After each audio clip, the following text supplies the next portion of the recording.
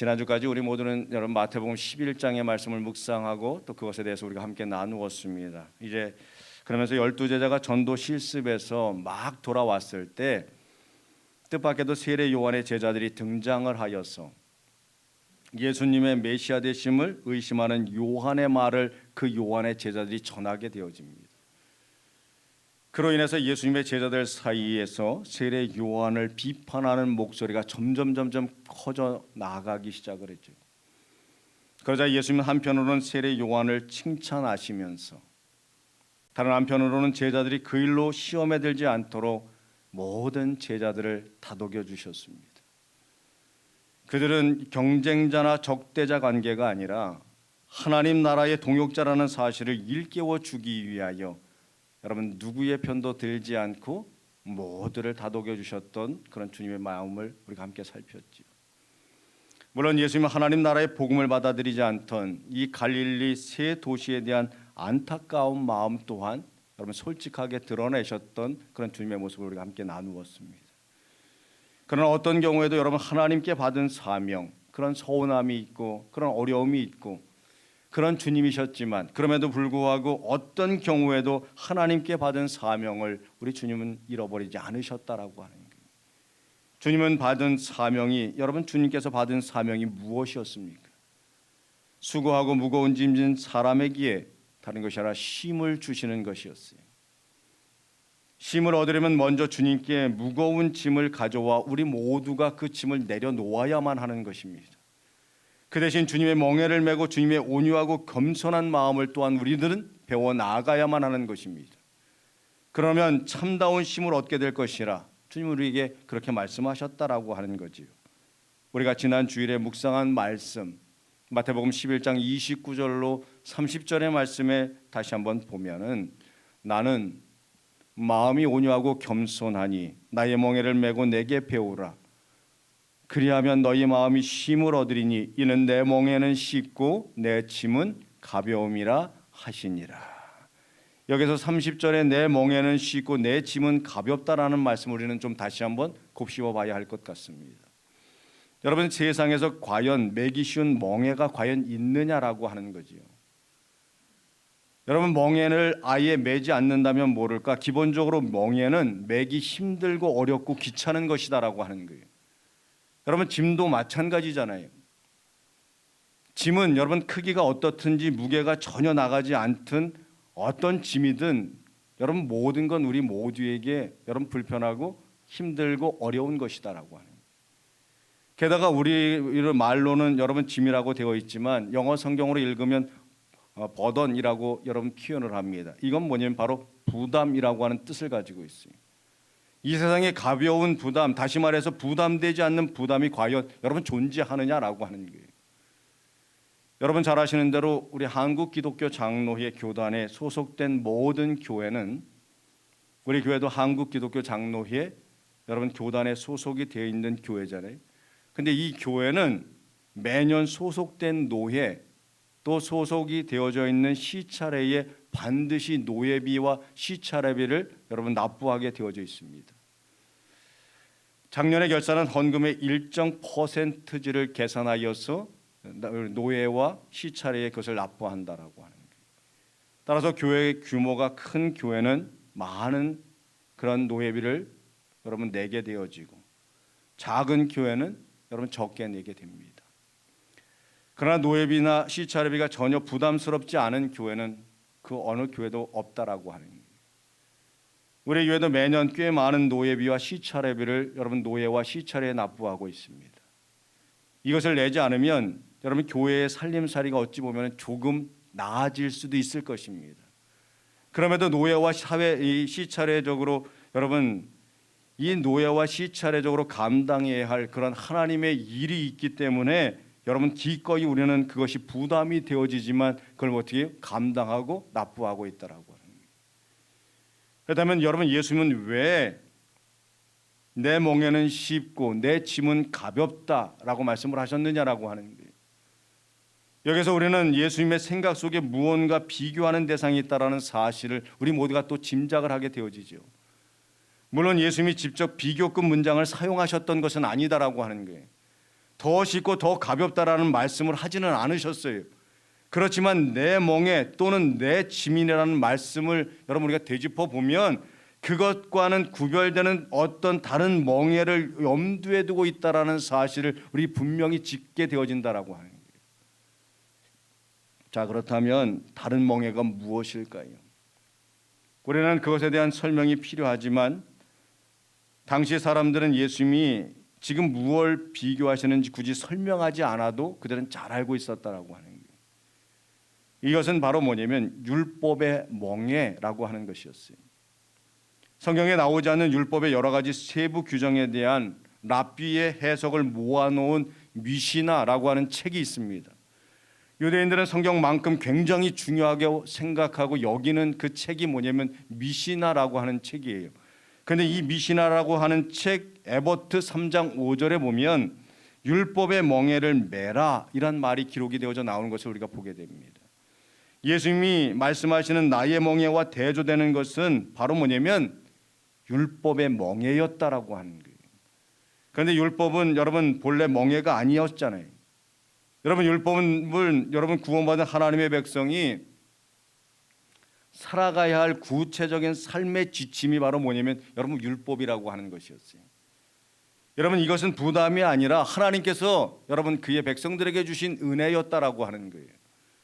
그런데 언제부터인가 율법이 멍해가 되고 부담이 되기 시작을 했다라고 하는 거죠.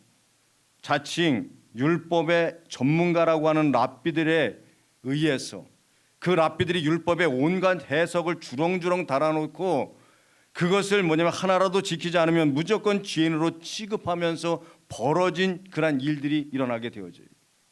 그래서 사람들은 율법을 지켜야 한다라는 강박관념을 가지고 그렇게 살아가고 있었지만 그 많은 규정을 다 지킬 수 없는 현실로 인해서 많은 사람들이 뭐냐면 죄책감과 두려움과 열등감에 빠져서 여러분 살아갈 수밖에 없게 되어졌다라고 하는 거예요. 그러니까 본래 율법은 하나님이 주신 은혜의 선물이었지만 사람의 전통과 해석이 더 씌워지면서 점점 무거운 종교적 명예로 이 모든 것들이 변질이 되어졌다라고 하는 거죠. 그런 율법의 멍에와 비교했을 때 예수님의 멍에나 예수님의 짐은 봐요. 너무나도 가볍고 너무나도 쉬운 그런 것이었어요. 예수님 하나님께서 본래의 율법을 통해서 여러분 이스라엘의 백성에게 주시려고 하셨던 진정한 자유와 이 은혜를 회복시켜주는 방법을 가르쳐 주셨습니다. 그것은 예수님이 메고 계시는 멍에를 같이 매는 것이다라고 하는 거예요. 예수님이 맡겨주신 짐을 지고 따르는 거예요. 그러면 누구든지 진정한 마음의 쉼을 얻게 된다라고 하는 그런 말씀이었어요. 자, 이렇게 11장의 말씀이 여러분 이렇게 마무리가 되어집니다. 그리고 이제 12장에 들어오면서 새로운 장면이 우리 모두에게 펼쳐집니다. 장소도 다르고 등장하는 인물도 다릅니다. 그러나 그 내용으로는 따로 분리된 어떤 이야기가 아니다라는 사실을 또한 우리가 알게 되어죠. 진정한 안식에 대한 메시지가 계속해서 이어져 가고 있기 때문에 그렇다라는 거예요. 오늘 보면 1절로 2절의 말씀을 다시 보시면 그때에 예수께서 안식일에 밀밭 사이로 가실새 제자들이 시장하여 이삭을 잘라 먹으니 바리새인들이 보고 예수께 말하되 보시오 당신의 제자들이 안식일에 하지 못할 일을 하나이다. 이른바 안식일 논쟁의 여러 가지 에피소드 중에 하나를 이야기합니다. 안식일 계명은 10계명 가운데서도 여러분 우리가 알고 있는 것처럼 가장 중요한 계명을 우리에게 말하지요.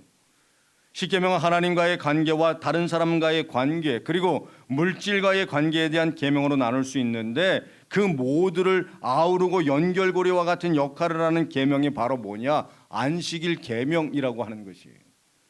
문제는 이 안식일을 지키는 방법에 관한 것이었어요. 어떻게 해야 안식일을 거룩하게 지킬 수 있느냐라고 하는 거지요. 10계명은 단순하게 일하지 말라고만 기록을 합니다. 신명기 5장 12절로 14절의 말씀에 보면 내 하나님 여호와가 내게 명령한 대로 안식일을 지켜 거룩하게 하라.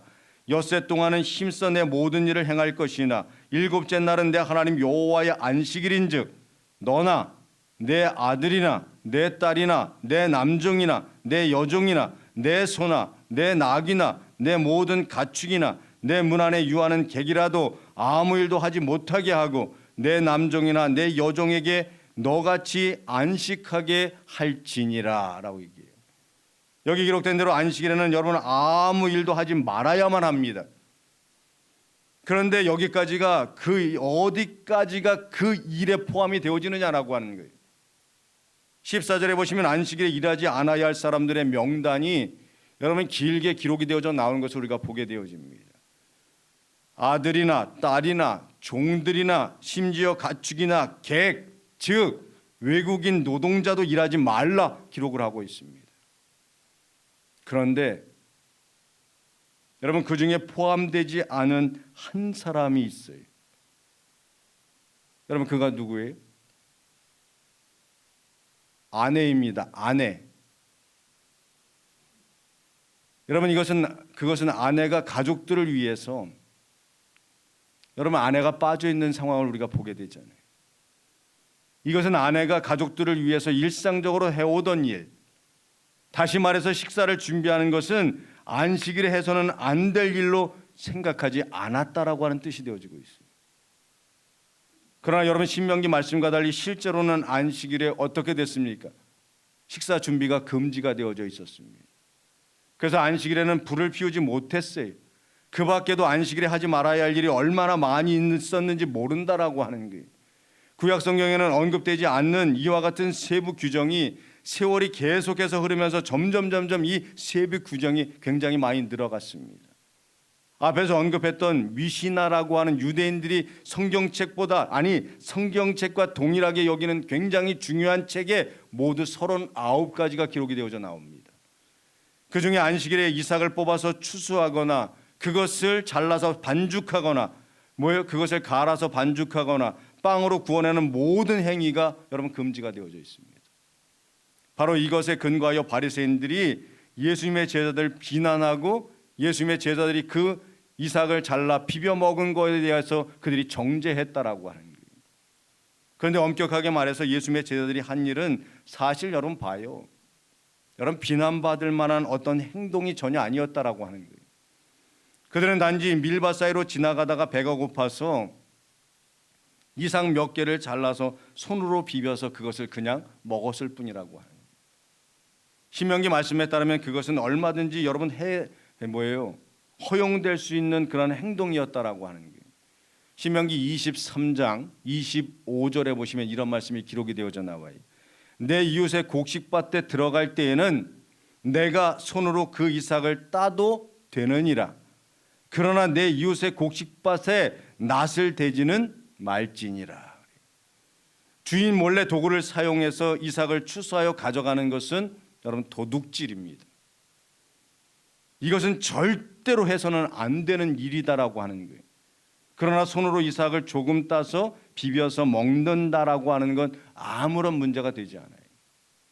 그렇다면 여러분 무엇이 문제냐라고 하는 거예요. 그 일이 안식일에 벌어졌다라고 하는 거예요. 바리새인들은 지금 그 부분을 문제 삼고 여기에 대해서 예수님의 제자들을 비난하고 있습니다. 미시나에 따르면 안식일에는 추수나 타작이나 키질을 못하게 되어 있고 더욱이 음식을 장만하지 못하게 되어져 있었다라고 하는 거예요. 그래서 바리새인들은 예수님의 제자들이 안식일 계명을 심각하게 위반했다라고 하면서 여러분 그들을 그렇게 지금 타박하고 있다라고 해요. 그런데 한번 여러분 생각해 보십시오. 똑같은 행동인데 안식일이냐 아니냐에 따라서 죄가 될 수도 있고 여러분 죄가 되지 않을 수도 있다라고 하는 거예요. 여러분 이거를 안식일에 했기 때문에 문제가 되는 거지 이게 안식일이 아니었다면 아무런 문제가 되지 않아요. 이것이 정말 하나님이 정해놓으신 여러분 안식일의 이 계명의 본래의 정신이냐라고 하는 거예요. 이와 같은 바리새인들의 문제 제기에 대해서 예수님은 다윗의 이야기를 예로 들어서 그들의 잘못된 생각을 지적하고 바로잡는 주님의 모습을 보게 됩니다. 계속해서 오늘 본문 3절로 4절의 말씀을 보시면 예수께서 이르시되 다윗이 자기와 그 함께한 자들이 시장할 때에 한 일을 잃지 못하였느냐. 그가 하나님의 전에 들어가서 제사장 외에는 자기나 그 함께한 자들이 먹어서는 안 되는 진설병을 먹지 아니하였느냐. 이것은 여러분 사무엘상 21장에 기록이 되어져 나오는 이야기를 우리에게 소개하고 있습니다. 다윗이 사울을 피하여 도망하던 중에 여러분 아히멜렉 제사장에게 가서 먹을 것을 이 다윗이 요청을 하게 되어집니다. 그래서 아히멜렉 제사장은 선뜻 그에게 여러분 진설병을 줘서 다윗과 그 다윗 일행이 그것을 먹게 하였다라고 하는 거예요. 진설병은 안식일마다 여러분 성소에 진열하는 12개의 떡을 가리키고 있습니다. 이 떡은 다음 안식일까지 진설되어져 있다가 새로운 떡으로 교체가 되어지는데, 오래된 떡은 본래 제사장들이 그 성소 안에서 이것을 먹을 수 있었다라고 하는 거예요. 그 떡을 다윗 일행이 먹었다라고 하는 거예요. 아히멜렉이라고 하는 제사장이 그 떡을 줘서 다윗의 일행들이 그 모든 떡을 먹어버렸어요. 지금 바리새인들이 내세우는 기준으로 본다면 여러분 이 일은 율법을 어긴 매우 중한 범죄 행위였습니다. 그러나 아히멜렉 제사장은 율법을 어겼다라고 생각하지 않고 여러분 이 일을 행했다라고 하는 거예요. 그에게는 사람의 생명을 살리는 것이 더 중요했기 때문에 여러분 그에게 먹을 걸 주었어요. 배고픈 사람 살리기 위해서 진설병을 나누어 주는 것은 아무런 문제가 되지 않는다고 확신하였기에 이 제사장은 그에게 진설병을 나누어 주었다라고 하는 거예요. 그리고 하나님 역시 그 일에 대해서 아무런 어떠한 책망도 책임도 묻지 않으셨습니다. 다윗이 기름 부음 받아서 이스라엘의 왕으로 세워지는데 여러분 이 일은 전혀 어떠한 문제도 되지 않았어요. 자, 그렇다면 예수님은 무슨 말씀을 하려고 하는 것이냐라고 하는 거예요. 안식일 계명의 본래 취지와 정신이 무엇인지 제대로 알라라고 하는 거예요. 안식일에 일을 하지 말라라는 말씀은 인간을 얽어매고 있는 노동에서 진정한 자유와 안식을 주시기 위한 명령이에요. 사실 하인 여러 명을 부리면서 여러분 하인을 데리고 하인을 여러분 조종하면서 사는 그런 주인들에게 안식일 계명은 아무런 의미가 없습니다. 그들에게는 여러분 모든 날이 어때요? 여러분 하인들을 부리고 종을 부려먹기 때문에 여러분 그들에게 모든 날은 다 안식일이에요. 안식일 계명이 정말 필요한 사람들은 여러분 다른 사람 밑에서 일하면서 노동하는 그러한 종들이었다라고 하는 거예요. 그들이 바로 예수님이 말씀하신 수고하고 무거운 짐진 자입니다. 그들에게 참다운 안식과 회복을 주기 위해서 하나님은 안식일을 지키라라고 명령하셨다라고 하는 거예요.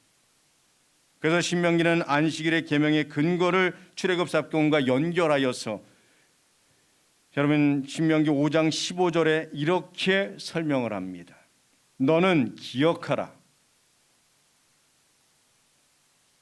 내가 애굽 땅에서 종이 되었더니 내 하나님 여호와가 강한 손과 편팔로 거기서 너를 인도하여 내었나니 그러므로 내 하나님 여호와가 내게 명령하여 안식일을 지키라 하느니라.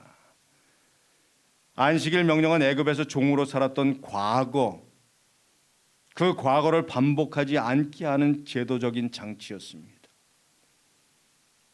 여러분 이스라엘을 보십시오. 이스라엘은 보통의 나라가 아닙니다. 하나님이 다스리시는, 하나님이 통치하시는 나라입니다. 그 나라에서는 안식일이 되면 남종이나 여종이나 주인과 모든 종들이 주인과 똑같이 쉴 수 있어야만 합니다. 이런 법은 다른 나라에서는 절대로 볼 수 없는 법을 이스라엘이 여러분 실시하고 있습니다. 오직 이스라엘이기 때문에, 하나님이 통치하시는 나라이기 때문에 여러분 가능한 것이더라고요. 율법의 목적은 사람을 살리는 데 있습니다. 그런데 사람에게 해방과 자유와 참다운 쉼을 주는 참 좋은 법을 오히려 사람을 옴짝달싹 못하게 하고 얽어맥는 그런 악법으로 이 랍비들이 이 법을 바꾸어 버렸어요. 이른바 율법의 전문가들이라고 하는 자들이 이 법을 악법으로 만들어 버렸어요. 남들보다 성경을 더 많이 읽고 남들보다 성경을 더 많이 연구하여 잘 안다고 하는 그런 사람들이 율법의 정신과 메시지를 제대로 파악하지 못하고 이 모든 것들을 오히려 그것을 비틀어서 여러분 이상한 법을 만들고 그걸 악법으로 악용했다라고 하는 거예요. 여러분 율법을 멍해로 만들어 버렸어요. 그래서 사람들이 진정한 안식과 쉼을 마음껏 누려야 할 그 안식일이 오히려 사람들을 얽어매는 족쇄가 되고 사람들의 자유를 빼앗는 도구가 되어져 버리고 말았습니다. 예수님은 지금 이걸 바로 잡고자 주님은 이 상황을 버려놓으셨다라고 합니다. 그렇다고 해서 안식일에 마음껏 놀러 다녀도 괜찮은가 보다 여러분 오해하지 마십시오.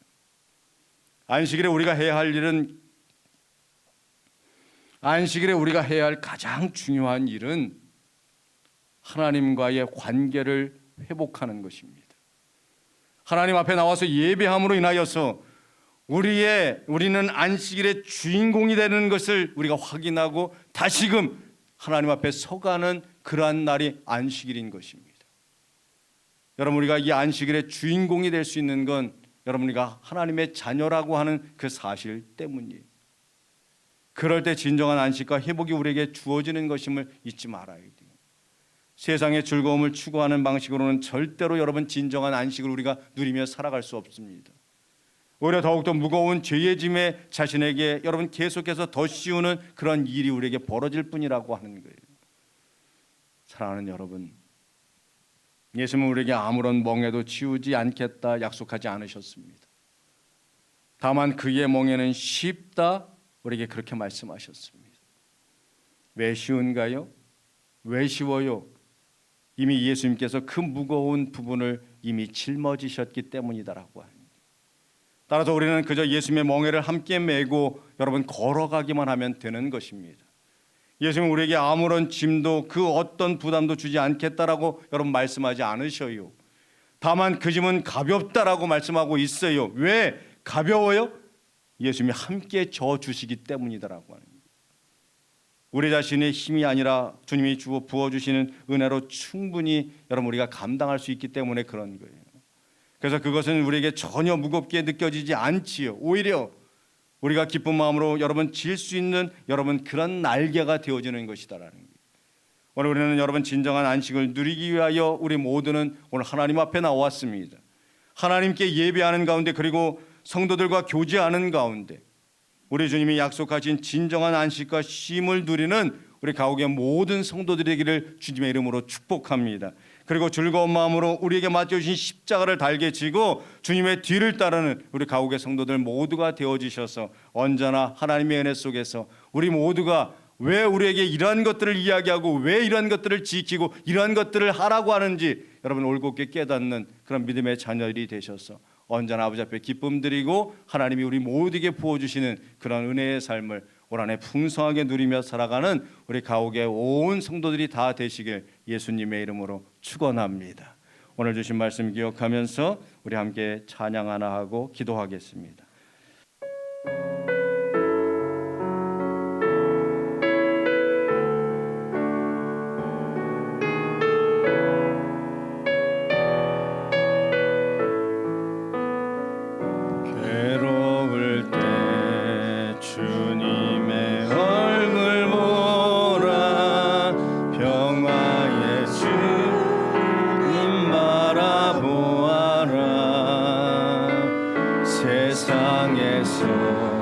시달린 친구들아 위로의 주님 바라보아 한 번 더 찬양합니다. 괴로울 때 주님의 얼굴 보라 평화의 주님 바라보아라 세상에서 친구들아 위로의 주님 바라보아라 눈을 들어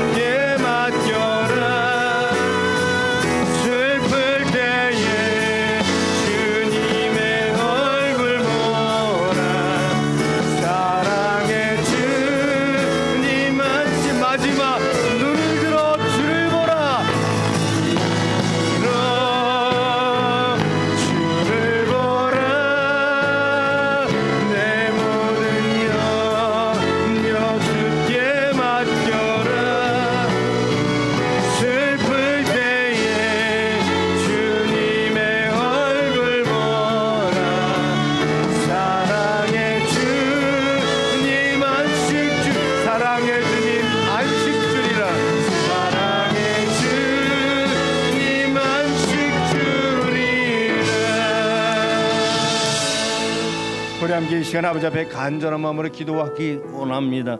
기도하실 때 율법의 멍에 아래서 신음하며 살던 하나님, 우리 모두에게 예수님은 결코 쉽고도 가벼운 그런 명예를 우리 모두에게 허락하셨습니다. 오늘도 주님과 함께 그 멍에를 메고 걸어가며 사람을 살리고 해방하는 그런 안식의 복음을 전하며 하나님 나라를 이 땅 가운데 이루어가는 그런 도구로 우리 모두가 쓰임받는 그런 하나님의 자녀들 되게 해달라고 주님 말씀 기억하면서 우리 이 시간 함께 다 같이 주님 이름 한번 부르고 함께 동성으로 기도합니다. 주여 하나님 감사합니다. 언제나 주연의 주께서 아버지를 바라며 주님의 이제면 나가도록 인도해 주시니 감사합니다. 하나님 우리가 더욱더 하나님 은혜 속에서 우리 모두가 짊어져 서고 하나님 우리가 또한 아버지님의 그런 하나님 얽매여 살아갔던 그런 모든 짐들을 하나님 이 시간 우리가 아버지 앞에 예비하며 아버지 앞에 우리의 모든 삶을 내려놓으니 하나님께서 함께하여 주시고 하나님 우리가 그동안 하나님 우리가 짊어지고 있음하였던 하나님 이런 모든 무거운 짐들을 하나님께서 하나님 가볍게 하나님 만들어 주시고 또 이 일을 통해 하나님 우리 모두가 더욱 하나님의 은혜 속에서 아버지를 바라오며 하나님 우리가 정말 우리가 하나님의 은혜 가운데 하나님 우리 주님에게 우리 모두에게 허락하신 그 멍에를 메고 걸어가는 데 부족함이 없는 아름다운 미래의 동네에서 인도하여 주시고 또 이 일을 통해 하나님 우리가 사람을 살리고 해방하는 그런 안식의 복음을 전하는 데 부족함이 없는 온전한 믿음의 눈으로 우리가 변화될 수 있도록 하나님 함께하여 주옵소서. 우리들은 너무나도 연약하고 나약합니다. 우리들이 짊어져야 하나님 무거운 짐들이 우리에게 있지만 그럼에도 하나님이 우리가 함께하시고 주님이 우리의 모든 짐을 대신 하나님 짊어지고 있다는 사실 속에 힘을 얻는 믿음의 동네에도 하나님 역사하여 주셔서 언제나 주의 말씀을 아버지를 바라며 아버지를 사모하며 늘 우리가 져야 할 하나님 그런 십자가의 무거운 짐들을 아버지 하나님 우리가 과감히 짊어지며 나아가는 데 부족함이 없는 아름다운 믿음의 동네에도 인도하여 주옵소서. 더욱더 주님을 바라며 주님을 의지하며 나가는 믿음의 동네 되기를 원합니다. 언제나 주의 계신 은혜 가운데 거하며 나가는 아름다운 믿음의 동네 되기를 원합니다. 주의 은혜 속에서 더욱더 아버지를 바라며 아버지를 사모하며 나가게 하시고 이 일들 통해 더욱더 충격을 드러내며 나가는 데 부족함이 온전한 믿음의 우리 가운데 온 성도들이 하나님을 바라며 나갈 수 있도록 인도하여 주옵소서. 끊임없이 주님을 바라며 주님을 의지하며 나가기 원합니다. 더욱더 주의 은혜 속에서 아버지를 사모하며 나가는 믿음의 동네 되기를 간절히 소망합니다. 주님만을 바라며 주님을 의지하며 나가게 하옵소서. 날마다 주님을 의지하며 나가는 데 부족함이 있는 믿음의 동들로 우리 모두가 하나님 멍에를 짊어지며 나가게 하시고 이 일들 통해 하나님 주님이 우리의 멍에를 짊고 있다는 사실 속에 힘을 얻게 하시고 또 우리가 하나님 일을 통해 하나님의 일을 해 나가는데 조금 더 부족함이 있는 믿음의 동들로 온전히 수용받으며 하나님 의지하며 나갈 수 있도록 하나님 역사해 주옵소서.